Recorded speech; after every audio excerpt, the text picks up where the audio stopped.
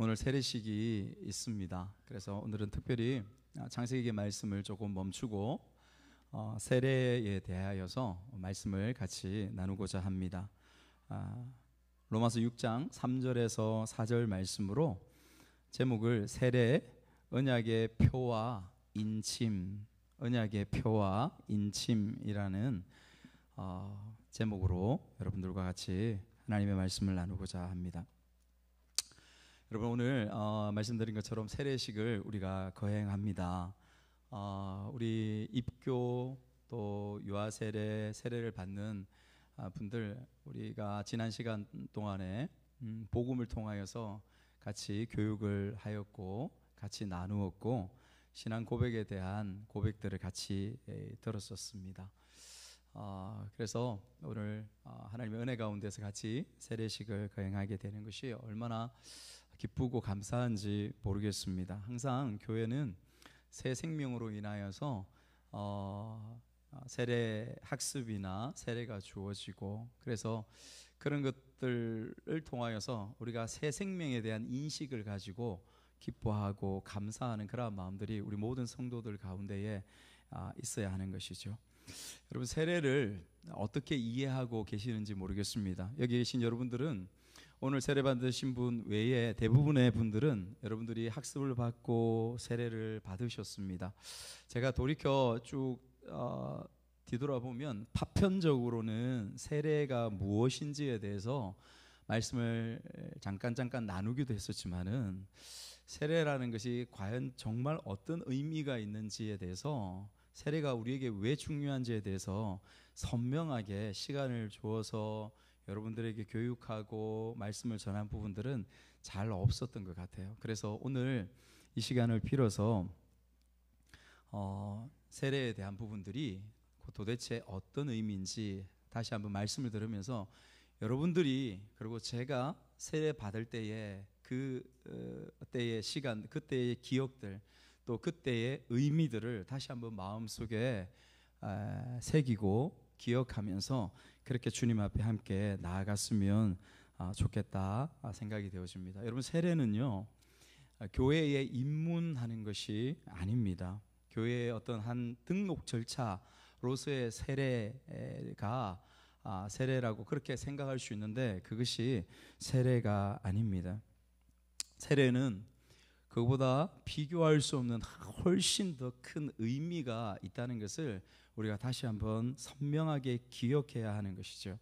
여러분, 세례는 하나님께서 우리에게 보이시는, 눈으로 보여주시는 복음입니다. 다시 한번요, 세례는요 하나님께서 우리에게 보여주시는 눈으로 보이는 복음입니다. 하나님의 놀라운 은혜의 선물인 것이죠. 여러분, 우리가 우리의 마음으로 믿고 입술로 우리의 믿음을 고백합니다. 그러면 보이지 않는 가운데에서 성령께서 우리의 가운데에 역사하시고 우리의 영혼을 붙잡으셔서 우리를 하나님의 자녀된 영혼으로 붙드시고 그리스도 안에 있는 영원한 생명을 우리에게 주심을 우리가 알고 있습니다. 그러나 그것이 바깥으로 눈에 보이게 드러나지 않죠. 그래서 하나님께서 두 가지 거룩한 예식을, 눈에 보이는 예식을 우리에게 허락하셔서 눈에 보이는 복음으로서, 눈에 보이는 생명으로서 우리에게 허락하신 것이 두 가지 예식이 있습니다. 첫 번째는 세례요, 두 번째는 성찬인 것입니다. 눈에 보여집니다. 표식인 것이죠.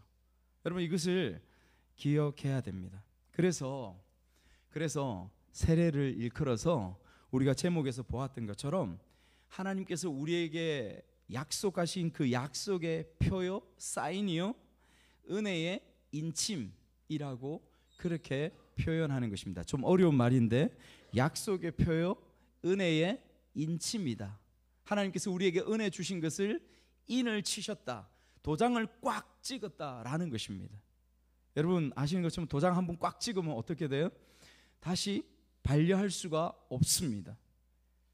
세례는 그것을 보여주는 증거요, 표식이라고 말씀하고 있는 것이죠. 여러분, 오늘 우리가 말씀을 로마서 6장 3절 4절 말씀을 읽었습니다. 여러분, 로마서 6장의 말씀은 은혜 아래에 살아가는 자, 은혜 아래에 있는 사람이 죄에 대하여서 어떻게 생각하고 어떻게 그것을 죄를 대하면서 살아가야 될지에 대해서 바울 사도가 우리에게 가르쳐 주고 있는 말씀이 바로 6장의 말씀입니다. 그런데 이것을 말씀하시면서 그 중심에 무엇을 가지고 말씀하시냐면 세례를 가지고 말씀하고 있습니다. 그 논지의 중심에 세례를 두고 있는 것이죠. 그래서 무슨 말이냐면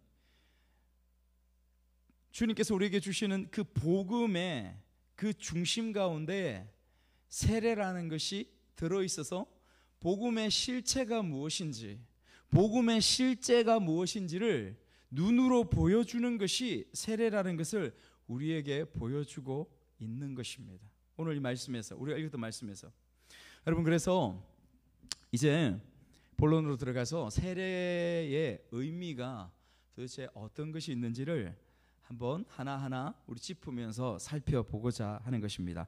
첫 번째, 세례에는 어떤 의미가 있습니까?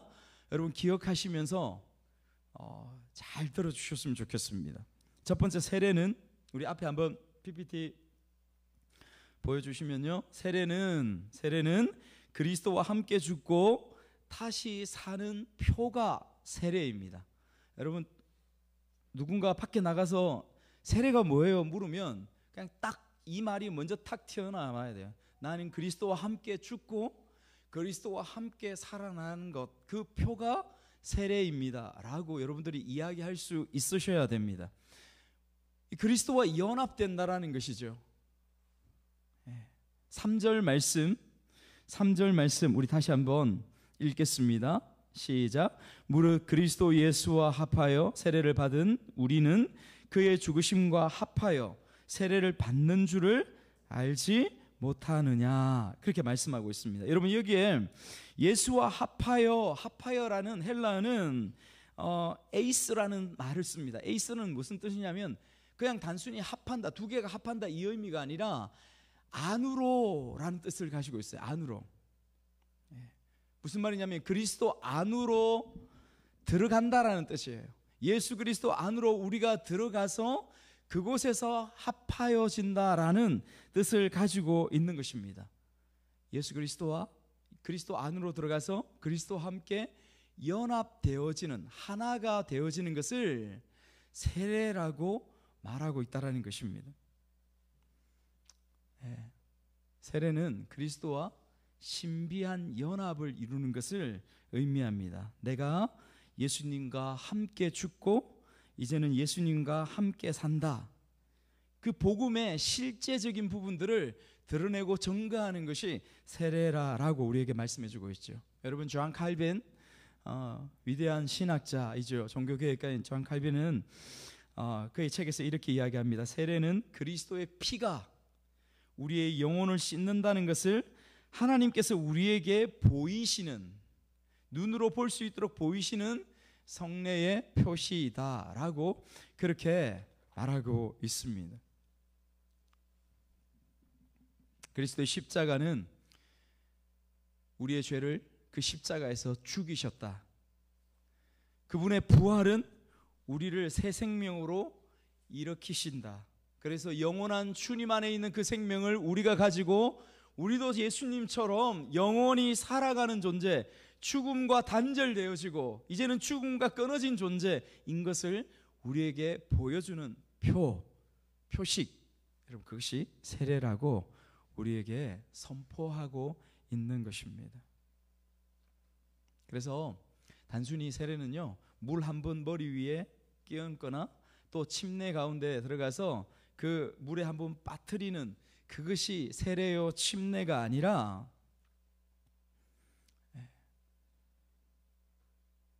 하나님의 언약의 표로서의 중요한 복음적인 약속을 가지고 있다라는 것을 우리가 기억해야 됩니다.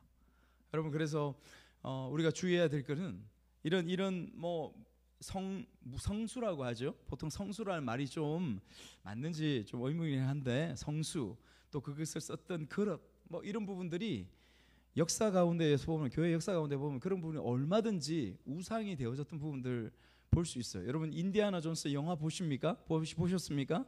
성배를 찾아서 뭐 이런 성배를 찾아가지고 그것이 얼마나 능력이 있고 얼마나 거룩하고 거기서 기적이 나타나고, 여러분 그렇지 않습니다. 그것은 복음이 아닌 것을 기억해야 돼요.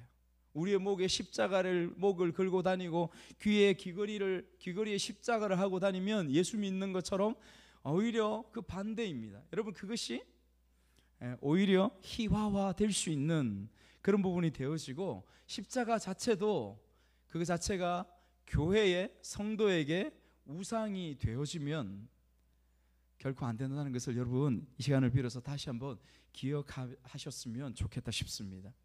세례가 어떤 의미가 있느냐? 두 번째, 세례는 죄에 대하여 죽고 새 생명으로 사는 삶을 부른다라고 합니다. 세례는 죄에 대하여 죽고 새 생명으로 사는 삶으로 부르시는 것을 의미합니다. 여러분 4절 말씀에 4절 상반절만 한번 읽어보면요, 이렇게 말씀하고 있습니다.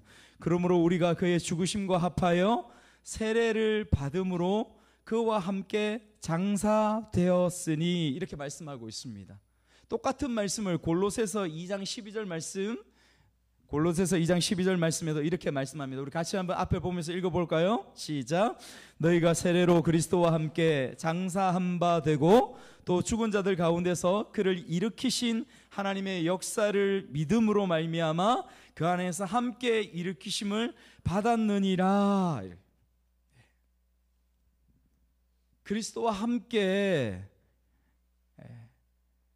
그와 함께 합하여 세례를 받음으로 그와 함께 장사 지냈다라고 하는 말씀의 의미가 단순히 그와 함께 죽었다, 죄 씻음을 받았다라고 하는 의미가 아니라, 사실 이 말씀의 더 깊은 의미는 뭐냐면 우리의 신분에 대해서 말씀하고 있습니다. 로마서의 그 부분의 전체 부분들을 바울이 이야기하면서 당신들의 신분이 어떤 존재 가운데 있는가, 이 부분들을 지금 말씀하고 있는 거예요. 신분의 변화를 이야기하고 있습니다. 더 이상 죄악 가운데서 뒹굴고 죄악 가운데서 살아가고 있는 존재가 아니라, 비록 우리가 여전히 연약하여서 이 땅 가운데 죄를 짓고 죄된 생각을 하고 죄된 행동을 하면서 여전히 살아가고 있지만은, 하나님께서 보실 때에 우리의 영혼은, 우리의 존재 자체, 우리의 정체성 자체는 신분이 그 죄인 가운데서 그 죄를 해결하고 거룩한 존재 가운데 서게 되었다라는 것을 선포하고 있는 말씀이 바로 이 말씀입니다. 신분의 변화, 정체성의 변화, 존재의 변화. 여러분 이 세상에서 이 말씀처럼, 하나님의 말씀처럼 우리의 존재에 대해서 너의 정체성이 무엇이다, 너의 존재는 무엇이다, 이렇게 선명하게 이야기해 줄 수 있는 존재가 이 세상에 누가 있습니까? 나를 낳아주신 아버지, 어머니 계시지만은 때로는 아버지, 어머니도 연약하여서 나를 사랑하시는 것 같지만 살아가다 보면 나 진짜 사랑하는 거 맞아? 그런 마음들이 흔들릴 때가 있지 않습니까? 이 온전한 정체성, 이 온전한 신분의 변화, 내가 누구인지를 선명하게 가르쳐 줄 수 있는 분은 하나님 아버지의 말씀이요 선포임을 믿습니다. 아멘. 그렇게 말씀하시는 거예요. 그리스도가 십자가에 죽었을 때 그분 안에서 나 또한 죽음으로 그 죄가 해결되고 죄와는 이제는 상관없는, 지옥과는 상관없는 그런 존재가 되었음을 선포하고 있는 것입니다. 죄의 권세로부터 해방된 새로운 신분의 시작, 그것을 의미하는 것이 세례다라고 말씀하고 있는 것입니다. 이 땅에서 저와 여러분들이 살아갈 때에 그리스도 안에 있는 사람과 그리스도 바깥에 있는 사람의 삶이 여러분 크게 차이가 나지 않습니다. 사실은 차이가 나야 되죠. 예수 믿는 향기와 냄새가 풀풀 나야 되는데 그렇지 못한 것이 우리의 삶인 것을 우리가 알고 있습니다. 여러분 그럼에도 불구하고 주님께서 우리를 보실 때는 주님은 우리에게 그렇게 말씀하십니다. 그리스도의 영이 있는 자에게는 영생이 있고 그리스도의 영이 없는 자에게는 하나님의 생명이 없느니라. 할렐루야, 할렐루야. 여러분 우리가 이 자존심으로 이 말씀의 의미로 살아가고 있는 존재임을 믿습니다. 우리 가운데 자존심, 우리 가운데 자존감이 있다면 다른 것이 무엇이 있습니까? 하나님 아버지께서 나를 그 신분으로, 그 존재로 부르시고 선택하셨다는 그 자존감, 그 정체성, 그거 외에는 우리에게 드러낼 것이 아무것도 없음을 기억하는 우리가 되었으면 좋겠습니다. 세례 의미가 세 번째 우리에게 있습니다. 세례의 의미는 무엇이냐면 새 생명 혹은 새 삶으로 부르시는 하나님의 음성입니다. 우리를 새 삶으로 부르시죠. 여러분 4절 하반절 말씀, 4절 하반절 말씀은 이렇게 말씀하고 있습니다. 말씀을 한번 보십시오. 이는 아버지의 영광으로 말미암아 그리스도를 죽은 자 가운데서 살리심과 같이 우리로 또한 새 생명 가운데로 행하게 하려 함이라. 새 생명, 새 삶으로 행하게 하려 함이라. 세례의 목적을 바울 사도가 선명하게 우리에게 말씀하고 있습니다. 여러분 세례의 목적은요, 단순히 과거의 사건이 아니라 지속적으로 살아가면서 이 세례를 기억하면서 의미와 목적들을 생각하고 기도하면서 살아가야 되는 것이 세례라는 것을 우리에게 가르쳐주고 있습니다. 세례 한 번 받음으로 끝나는 것이 아니에요. 세례 한 번 받음으로 끝나는 것이 아니라 우리가 기도할 때마다 우리에게 어떤 힘듦과 어려운 시간들이 찾아오고 우리 가운데 갈등이 찾아올 때마다 내가 하나님 앞에 세례받은 존재로서 그 세례를 기억하고 의미를 기억하면서 내 마음이, 내 중심이 하나님 앞에 다시 새로운 삶으로 하나님의 부르심을 기억하면서 서야 되는 것, 그것이 세례의 의미라고 우리에게 말씀하고 있는 것입니다. 여러분 언젠가 우리가 웨스트민스터 신앙 고백들을 같이 공부했죠. 그곳에 웨스트민스터 신앙 고백서는 이렇게 우리에게 말씀해 주고 있습니다. 세례는 단지 한 번 행해지는 의식이 아니라 신자가 평생도록 그 효력을 누리며 살아가는 은혜의 표다. 평생 동안 그 효력을 누리며, 세례의 효력을 누리며, 그리스도의 피와 그리스도의 십자가의 그 은혜를 누리며 살아가는, 평생 동안 누리며 살아가야 될 것이다 라고 우리에게 가르쳐 주고 있습니다. 그러므로 늘 기억하고 기념하고 주님이 나를 위하여서 이 땅에 오셨음을 기억하는 것입니다. 혹자들은 고백합니다. 예수님께서 나 한 사람만 있다 하더라도 이 땅에 나를 구원하시기 위해서 오셨을까요? 예, 성경은 우리에게, 주님은 그렇게 말씀하십니다. 너 한 사람 있더라도, 너 한 사람 구원하고 너 한 사람 살리기 위하여서, 너 한 사람 사랑하기 위하여서 예수님은 이 땅에 기꺼이 오셨다라고 그렇게 말씀하시는 주님의 음성을 듣는 우리가 되기를 소망합니다. 그러므로 우리의 삶에 바라보는 시선과 방향들이 하나님께서 나를 어떠한 부르심으로 부르셨는지 그것을 기억하며 서는 그런 삶이 되기를 소망합니다. 여러분, 그래서 주님께서 우리를 부르십니다. 어떠한 삶으로요? 새 삶을 살아가라. 그 정체성 가운데 너희를 불렀으니 이제는 이 세상 가운데 살아가는 존재가 아니라 새로운 생명으로, 새로운 삶으로 이 땅의 삶을 살아가라. 그렇게 하나님께서 부르신다라고 말씀하는 것입니다. 생각을 아름답게 하셔야 됩니다. 우리의 행동을, 우리의 입술을 아름답게 말하면서, 그렇게 행동하면서 살아가는 것이 필요합니다. 말씀드렸지만은 그리스도인은 그리스도인의 냄새가 나야지요. 그리스도인은 그리스도의 향기가 나야 됩니다. 그런데 우리가 아는 것처럼 그런 향기가 잘 나지 않습니다. 이 한국 땅을 바라보십시오.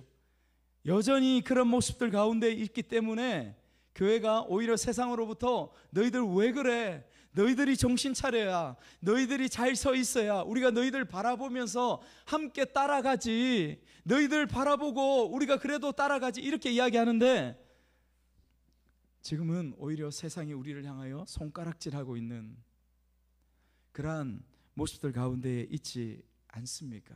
사랑하는 여러분, 저는 여러분들에게 도전하고 싶습니다.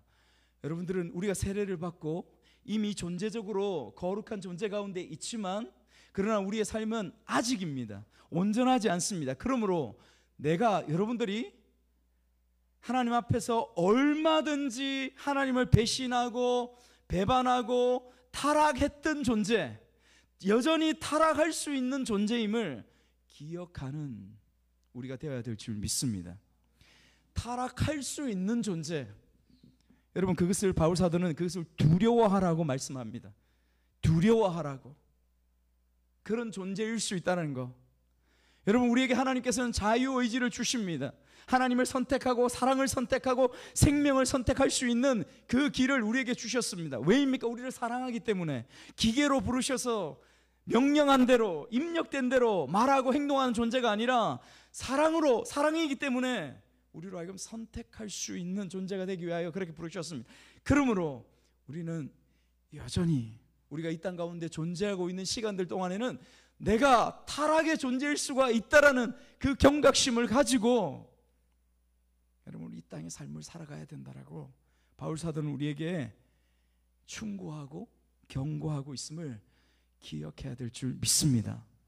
아멘. 그러므로 덕이 되는 삶을 사십시오. 그 덕이 되는 삶을 어떤 여러분들이 처해진 상황들, 순간들, 만남들, 그런 모든 가운데서 고민하십시오. 생각하십시오. 내가 어떻게 하면 덕이 될까? 우리 청소년들은 부모님과의 관계에서, 친구들과의 관계에서 어떻게 하면 내가 그리스도를 믿는 세례받은 존재로서, 내가 그리스도의 사람으로서 덕이 되는 결정을 하고 덕이 되는 말을 하고 덕이 되는 행동을 할까? 여러분, 그래서 고민하면서 살아가는 세례받은 우리 모두가 되시기를 주님의 이름으로 축복합니다. 마지막 네 번째는요, 세례는 언약 백성의 표입니다. 언약 백성의 표로서 주어집니다. 여러분, 이 부분들은 우리가 읽었던 로마서 3절 4절에는 나타나지는 않습니다. 그런데 성경 다른 부분들에서 세례에 대해서 선명하게 우리에게 말씀해 주고 있는 부분들이 있습니다. 사도행전 2장 39절의 말씀, 사도행전 2장 39절 말씀 우리 한번 같이 읽어볼까요? 시작. 이 약속은 너희와 너희 자녀와 곧 주 우리 하나님을 얼마든지 부르시는 자들에게 하신 것이라 하고,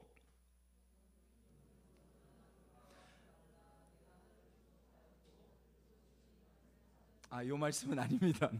네, 이사야서 말씀이죠. 앞에 부분을 말씀. 여러분, 앞에 읽었던 사도행전 2장 39절의 말씀 가운데 이 약속은 너희와 너희 자녀와 모든 먼데 사람에게 하신 것이라. 복음을 선포하고 생명의 말씀을 선포하실 때 이 말씀을 합니다. 너희와 너희 자녀와. 이 무슨 말이냐면, 너희와 너희 자녀와, 너희 자녀가 아무리 어릴지라도 그 자녀들은 언약의 자녀라는 것을 우리에게 신약의 말씀 가운데도 우리에게 가르쳐주고 있는 말씀입니다.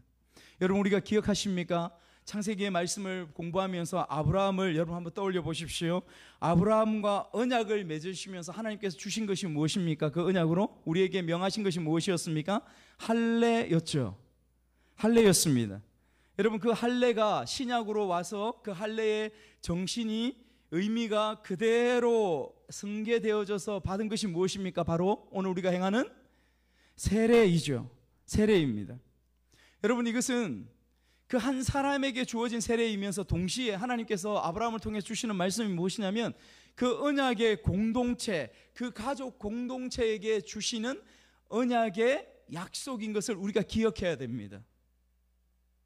너와 너의 자손에게 하나님께서는 선명하게 반복해서 그 말씀을 계속해서 하시는 것을 볼 수가 있습니다. 그래서 믿는 내 자신뿐만 아니라 내 자녀에게까지, 그 자녀에게까지 하나님께서 언약의 공동체로서 함께 의미를 두어서 하나님의 구원을 약속하시고 구원을 선포하시는 것을 우리가 말씀을 통하여 기억해야 됩니다.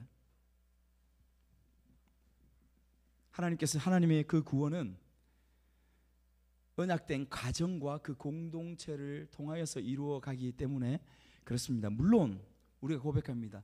때가 되어서 스스로 그 믿음을 고백할 수 있는 나이가 되면 자기의 의지로 예수 그리스도를 고백해야 합니다. 그것은 어릴 때에 유아 세례를 받거나 어릴 때에 언약을 통하여서 세례를 받는 그가 밖으로 보여지는 실제 그 영혼 가운데에 구원이 임하였음을, 성령께서 임하였음을 보여주는 또 정확한 표식으로서 입교를 하게 되어지는 것입니다. 여러분 이해하시겠습니까? 유아 세례 받은 이가 구원받지 못하는 그러한 영혼도 있습니다. 그는 그의 나이가 되고 어른이 되고 스스로 이성으로 판단하고 결정할 수 있을 때에 나는 예수님과 상관없습니다, 나는 모릅니다, 믿지 않습니다 라고 끝까지 그렇게 되면 그 유아 세례 때 받았던 그것은 취소될 것입니다. 왜냐하면 우리가 성장했을 때에 그것이 우리의 입술로 우리의 삶으로 고백되어질 때에 유아 세례 받았던 것은 그것이 그리스도의 영이 우리 가운데 머무르고 영원한 생명이 우리 가운데 있는 눈에 보이는 표식으로서 역시 공동체 가운데 서게 될 것이기 때문에 그렇습니다.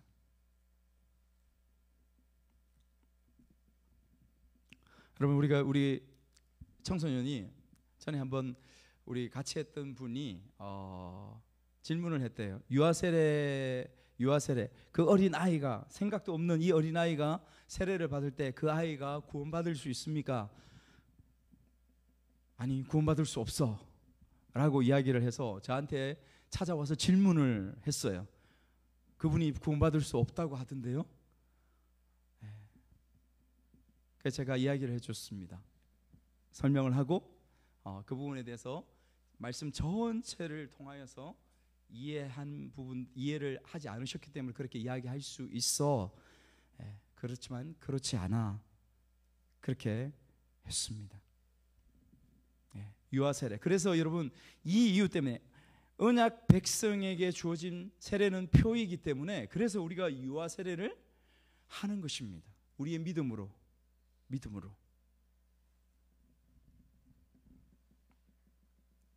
그래서 다시 한번 여러분 정리를 하면 세례라는 것은 무엇이냐? 하나님과의 연합인 것을 말씀하고 있습니다. 두 번째 무엇입니까? 죄에 대하여 죽고 새 생명으로 사는 삶. 그러니까 우리의 신분이 죄인 가운데서 바뀌었다. 그 정체성에 대해서 세례를 받음으로 선포하는 것입니다. 세 번째는 무엇이었습니까? 새 생명, 새로운 삶으로 부르시고 초청하시는 하나님의 부르심이다. 그것이 세례다라는 것입니다. 네 번째는 무엇입니까? 세례는 언약 백성의 표라고 하는 것입니다. 그래서 어린 영혼에게까지 우리가 유아 세례를 주고 할 수 있는 것입니다. 외적인 표인 것이죠. 말씀을 마무리하도록 하겠습니다. 여러분 세례를 기억해야 됩니다. 세례를 기념할 뿐만 아니라 세례를 기억해야 됩니다.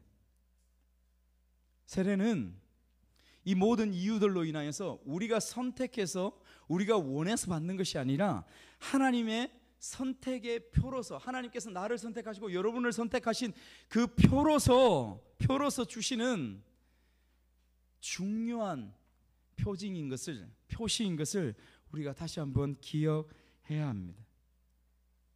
하나님께서 나를 붙드시고 하나님께서 나를 사랑하시고 나에게 영원한 생명을 주셨음을 기억하라고 말씀하시는 것이죠. 그러므로 사랑하는 여러분, 인생이 힘들고 꼬이고 흔들릴 때마다, 또 때로는 죄책감에 붙잡히고 눌릴 때마다, 믿음이 약해질 때마다 우리가 기억해야 될 것은 나는 세례받은 존재예요. 예수 그리스도의 피로 말미암아 세례받은 존재인 것을 다시 한번 마음속에 새기고 기억하는 우리가 되어야 될 줄 믿습니다. 아멘. 그 영혼들에게 하나님께서 이렇게 권면하십니다. 이사야서 43장 1절 2절 말씀을 우리 큰 소리로 한번 읽도록 하겠습니다. 큰 소리로 같이 시작. 너는 두려워하지 말라. 내가 너를 구속하였고. 네, 이 말씀이 이렇게 되어 있군요. 이사야서의 말씀 제가 다시 한번 읽어드리겠습니다. 이 말씀이 축약해서 제가 다시 한번 읽어드리겠습니다. 하나님께서 여러분들에게, 우리 자신에게 이렇게 명령하시고 이렇게 권면하십니다. 너는 두려워하지 말라. 내가 너를 구속하였고 내가 너를 지명하여 불렀나니 너는 내 것이라.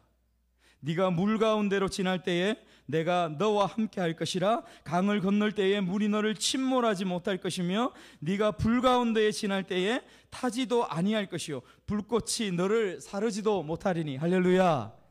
아멘. 이 말씀의 역사가 세례받는, 하나님께서 얼마든지 부르시는 우리의 영혼, 그 영혼들 가운데에 온전히 하나님께서 권면하시고 말씀하시는 그 말씀으로 우리 가운데에 존재할 줄 믿습니다. 그러므로 주님을 바라보며 그 세례를 기억하며 뚜벅뚜벅 우리의 인생을 믿음으로 걸어가는 저와 여러분의 삶이 되시기를 주님의 이름으로 축복합니다.